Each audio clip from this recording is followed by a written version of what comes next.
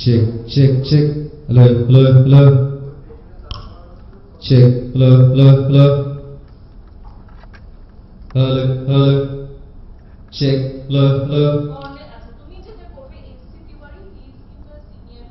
Check, hello, hello, hello. Hello. Check. Hello, hello, hello. Check. To start for the delay in starting the program, we'll request the panelists to please come on the stage. Mr. Kaushik Bhattacharya, Location Head, Kolkata and Staff Practice Area Lead, IBM Account, IBM India. Mr. Hirok N. Sengupta, Chairman of Webel. Colonel A.K. Nath, Executive Director, CDAC. Mr. Nirmal Kumar Ray, General Manager, Webel.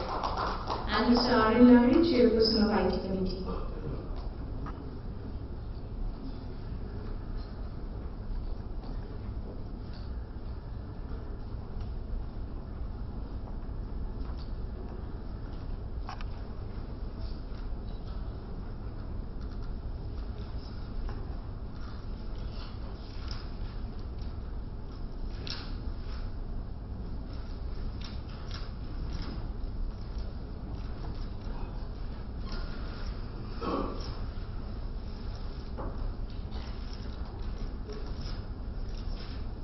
I will introduce you with the panelists.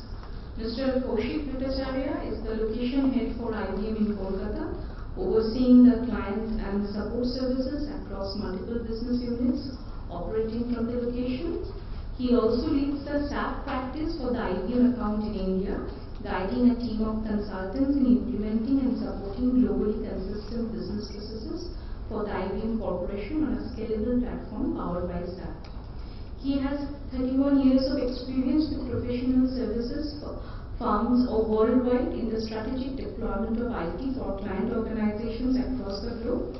His experience spans initiating, structuring and delivering large technology-enabled transformation projects involving packaged and custom software implementations. He is a postgraduate in management from IIM Calcutta and an engineer from IIT Kharagpur.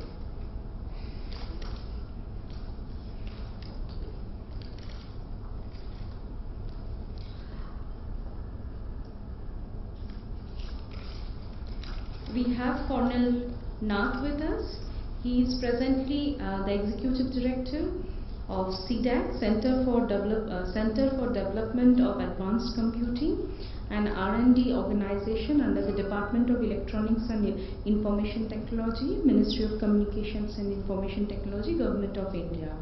He joined CDAC in July 2010 after 25 years of rich and diverse experience in the Indian Army Corps of Signals. He did his BTech from Military College of Telecom Engineering, MHow, MP and MTech from Indian Institute of Technology, Kanpur. He has held several directorial level appointments in the Army dealing with IT and telecom policy formulation and execution, and has extensive experience in technical resource management and institution building. He has led or participated in exploration and development of new projects to address the telecom and IT needs of the Army, accelerate project implementation and achieve desired goals.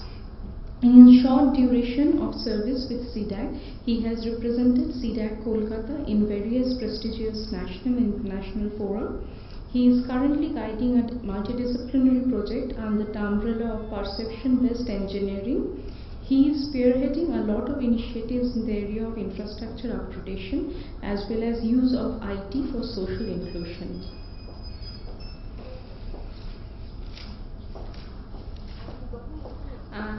We have Mr. Nirmal K. Ray, who has graduated from Jadavpur University in Electrical Engineering in the year 1980. He has 34 years of experience in the field of automation software, mobile telephony and information technology. Before joining in Webel, he has worked in companies like C-Dot, Rockwell, Automation, Tata and Reliance. He has also worked in US, UK and Germany for Allen Bradley and Westinghouse. And we also have the chairman of Webel, Mr. Hirok Sengupta. I'll now request Mr. Kaushik Bhattacharya to set the agenda for the day and lead the discussions.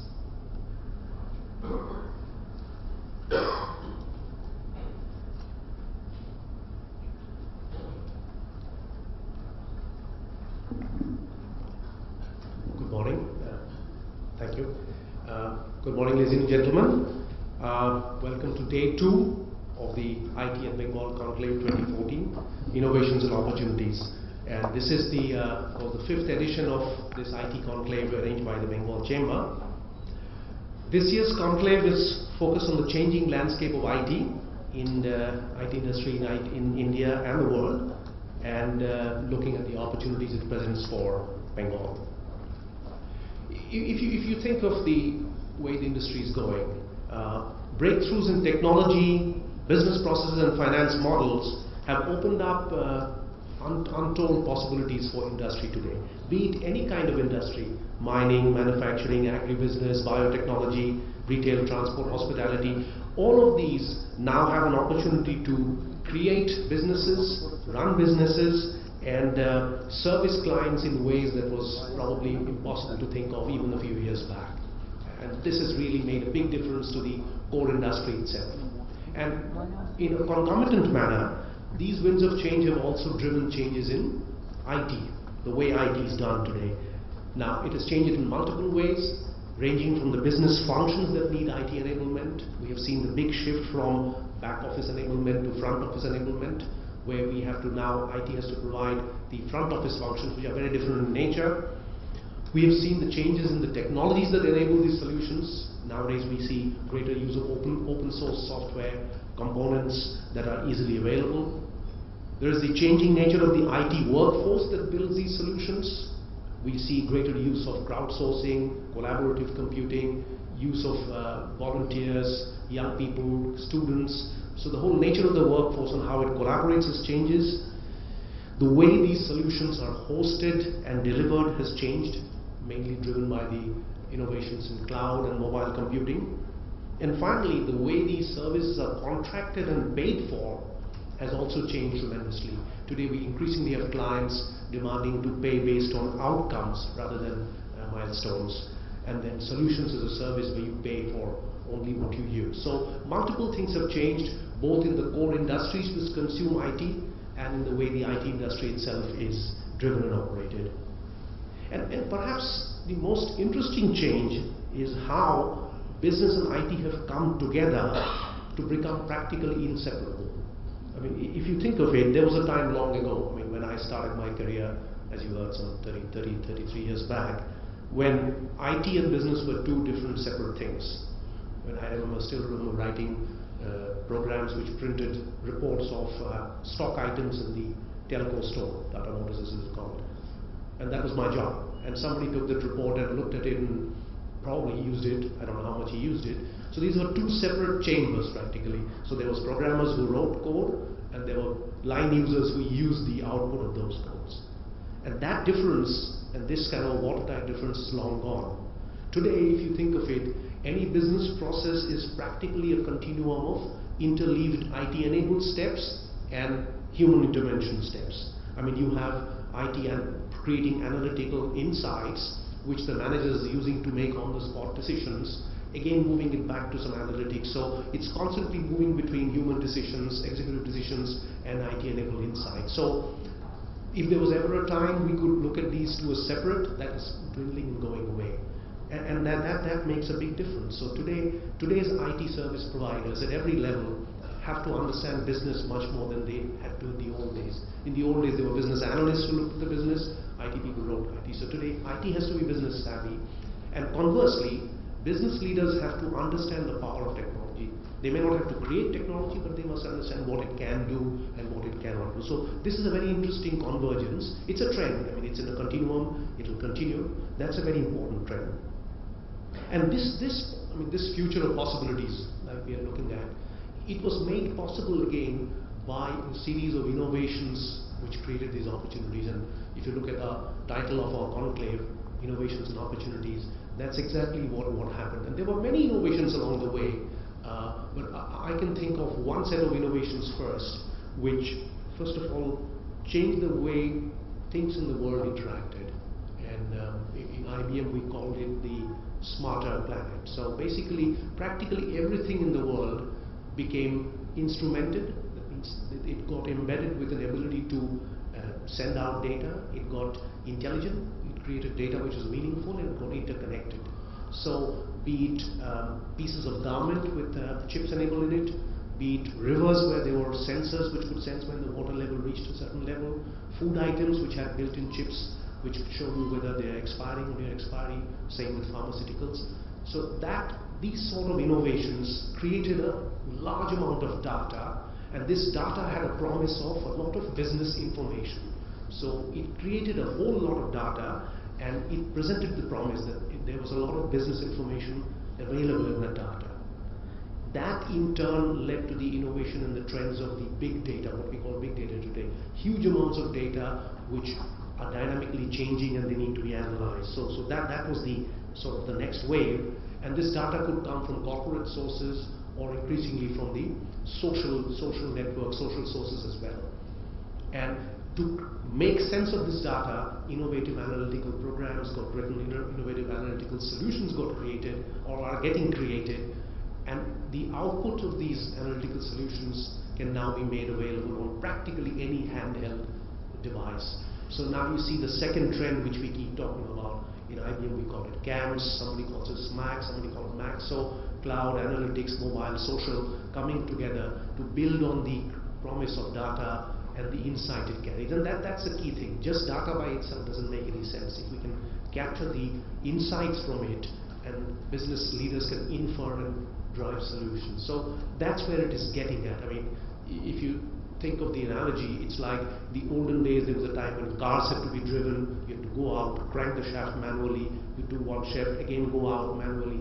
Increasingly automatic cars came in where your change between moving a gear and looking at the road and making decisions became practically undistinguishable. And to the extreme, racing cars where the cars are constantly creating data, analyzing speeds and helping the manager taking solutions. So the common trend is that technology is taking away some of the common decision steps and freeing up the manager to make the innovative steps, right? So these trends are continuing, which is sort of the background of it.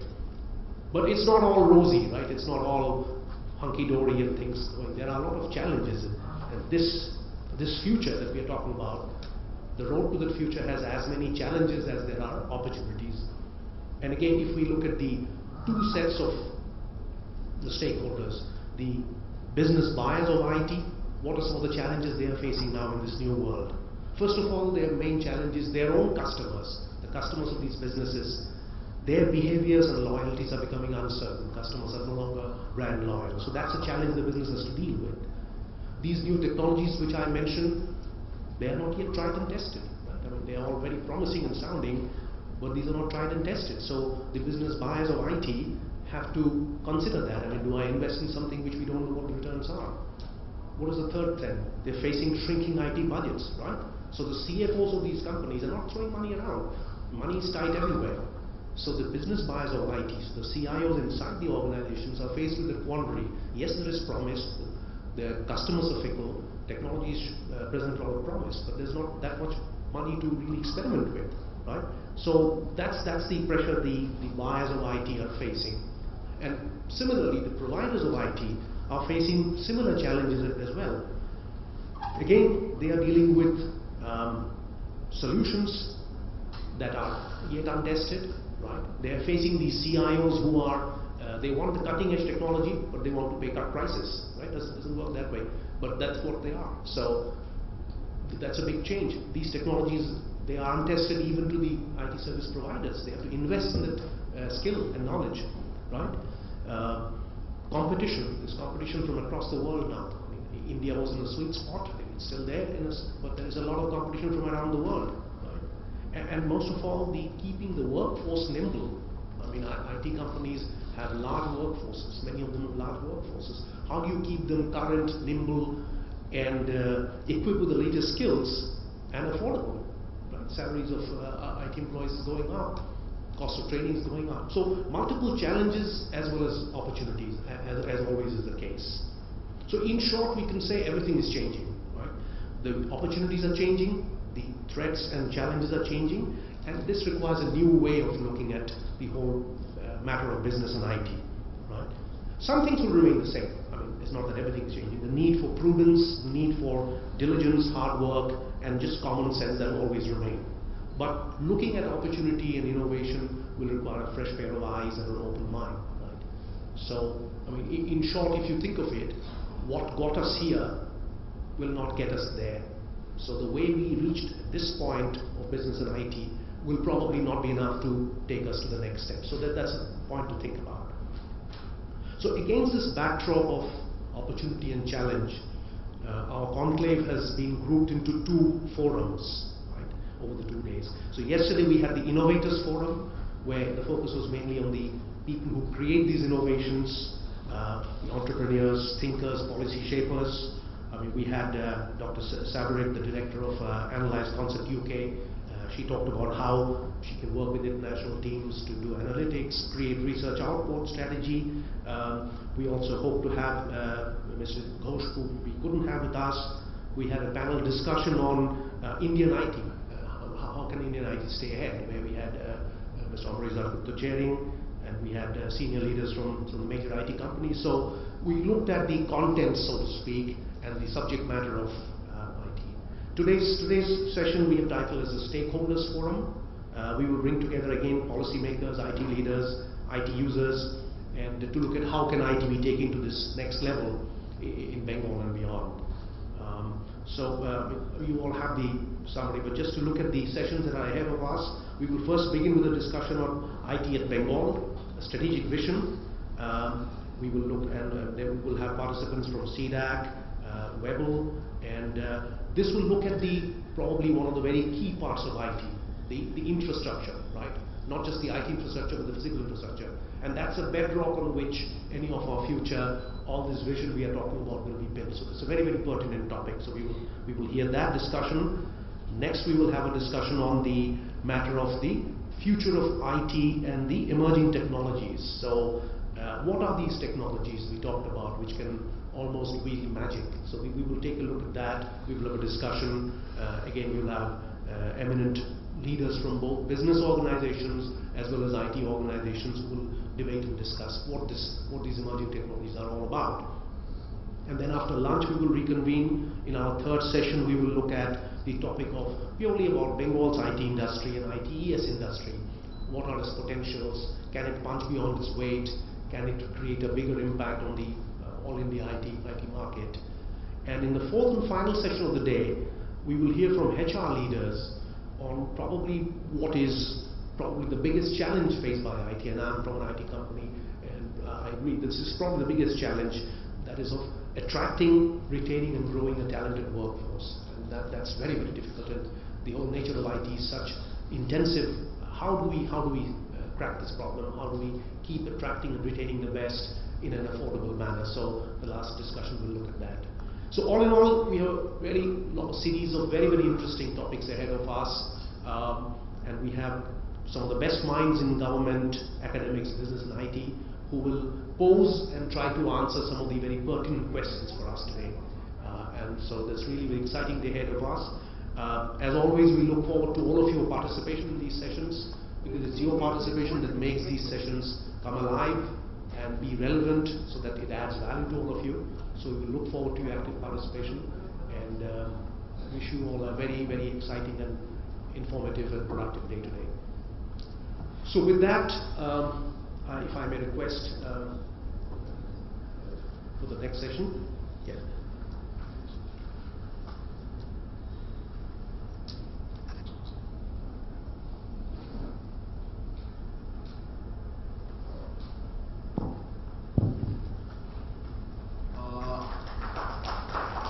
Thank you, Mr. Bhattacharya. Now I would request Colonel A.K. Nath from CDAC to give his vision in the first discussion.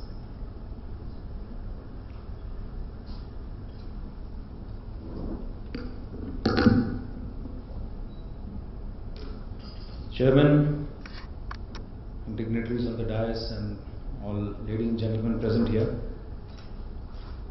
gives me great pleasure to come and share my views with you and tickle your minds as to what are my thoughts and visions about how IT can shape the future of Bengal or maybe towards the northeast. I wish half of me would be in the earlier session, as Mr. Kaushik Bhattacharya said yesterday, because some of it is relevant towards yesterday and some of it today. But anyway, there are 2-3 basic things which I feel would be required and should be required for penetration of IT in our daily lives.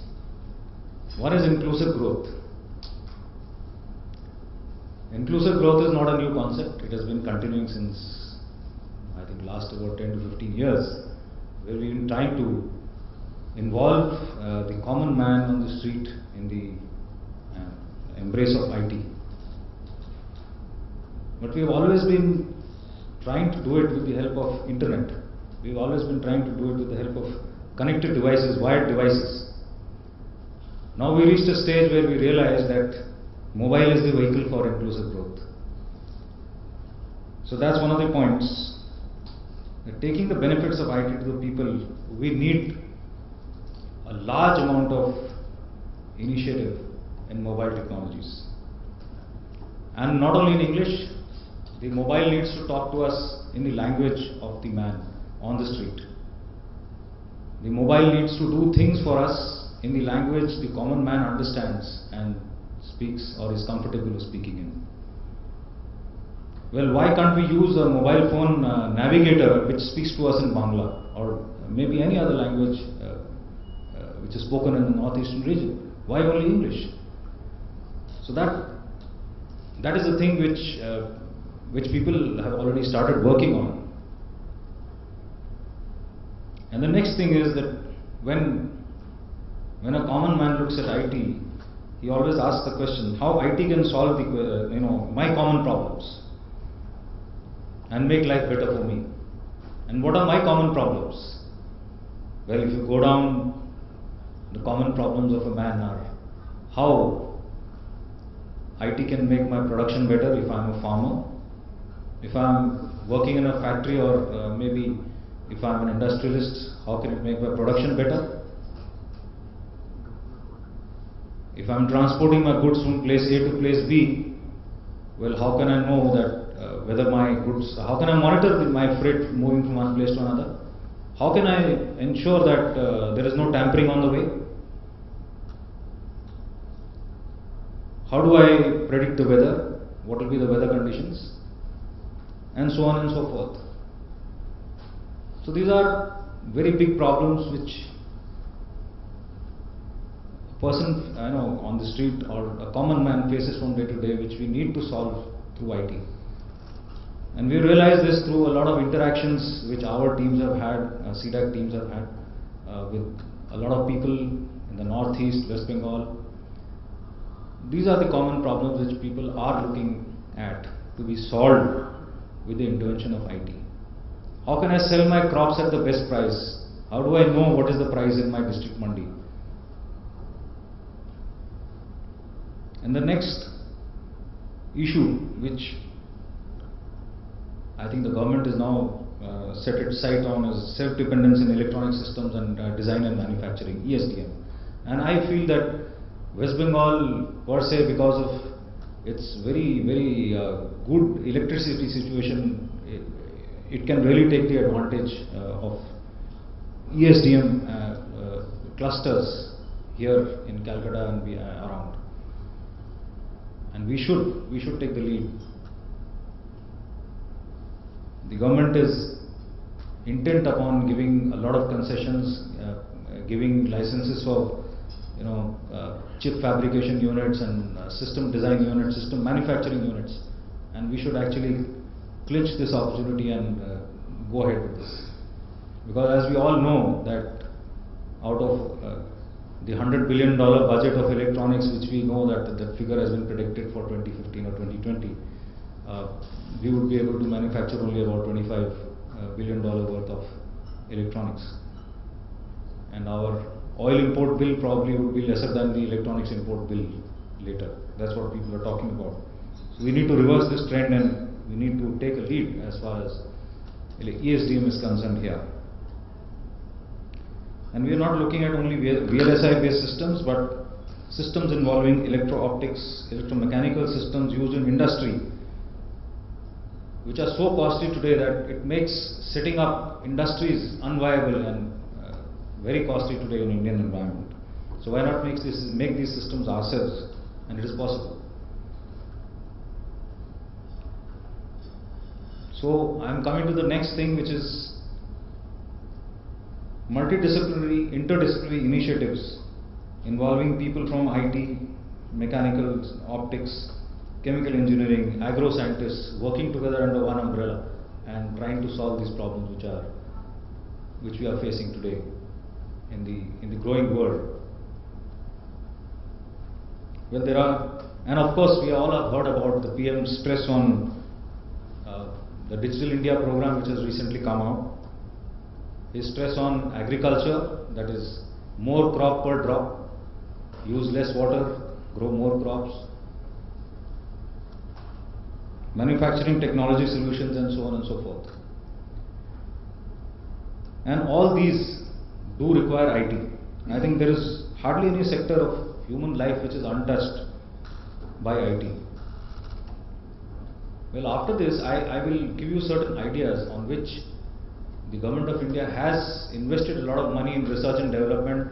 Some of these ideas have reached the prototype stage. Some of these have been even rolled out in a limited stage. But what I am coming to is that the large scale rollout of these ideas, innovative ideas, is missing. Probably because of lack of integration of all these innovations which are happening in our country under one umbrella, and then trying to get solutions out of them, and trying to get a bigger picture out of these small projects. What happens is that the Ministry of Communication and IT, which CDAC belongs to, they invest a lot of money in projects. Projects fructify into some prototypes. Some of them are transferred as technology to the mainly the SMEs buy it. I have hardly seen any big companies buying technology, Indian technology, and going in for mass manufacture. It's the SMEs who buy these and struggle to proliferate this technology into the market. And by and large they fail, because the technology is, rather the people, the clients, they are very averse to risks. They would like to spend more money in a product which is tried and tested and is having very impressive credentials, rather than a system which is manufactured in India and yet tried and tested, which may prove better later on, sometimes. So you need agencies which